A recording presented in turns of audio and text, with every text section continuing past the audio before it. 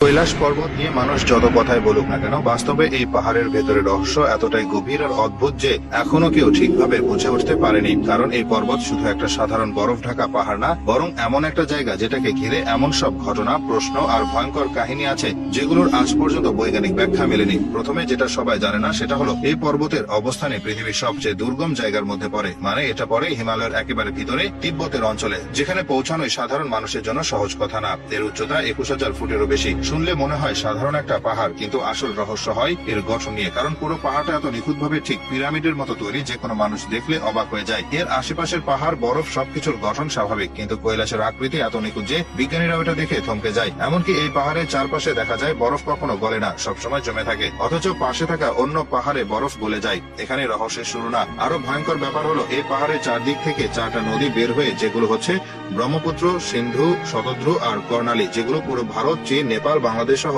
এশিয়ার বড় বড় অংশে বয়ে যায়। এই নদীগুলোর উৎস নিয়ে এতদিন গবেষণা করা হলেও এখনো পর্যন্ত কেউ পরিষ্কারভাবে বলতে পারেনি এগুলোর পানি ঠিক কোন জায়গা থেকে বের হয় বা কিভাবে সব নদীর উৎপত্তি একই জায়গা থেকে হলো। এরপর আসে সবচেয়ে ভয়ঙ্কর আর আলোচিত রহস্য, সেটা হলো কৈলাসের শিখরে আজ পর্যন্ত কেউ উঠতে পারেনি।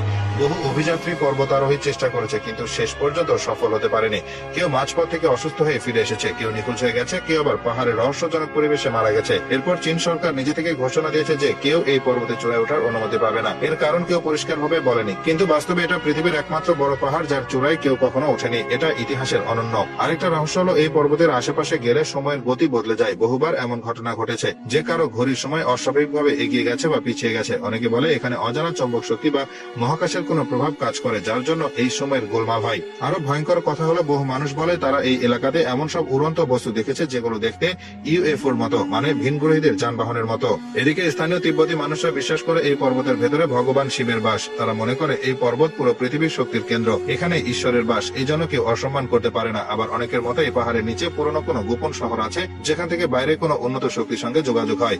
এই পাহাড়ের গায়ে এমন কিছু অদ্ভুত চিহ্ন দেখা যায় যেগুলো সাধারণভাবে হওয়া সম্ভব না।